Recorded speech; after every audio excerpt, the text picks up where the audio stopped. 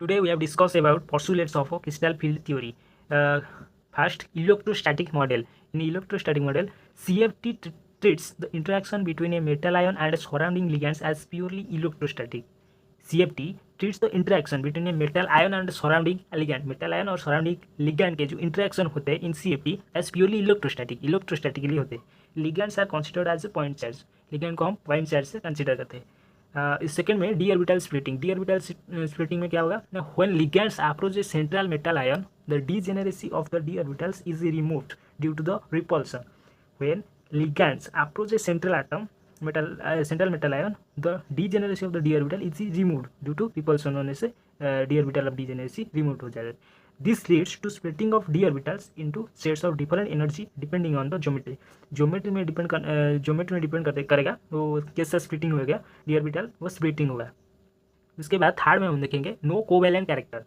The theory does not consider covalent bonding और orbital overlap between metal and a ligand.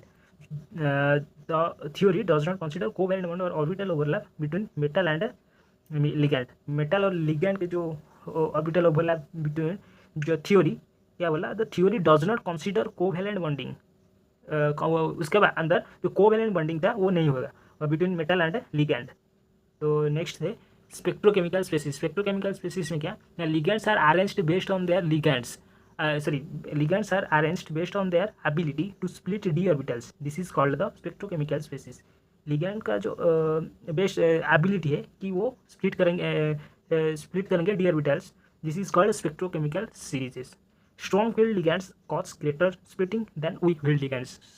जो strong field ligand है उसका greater splitting tendency है as compared to weak field ligands.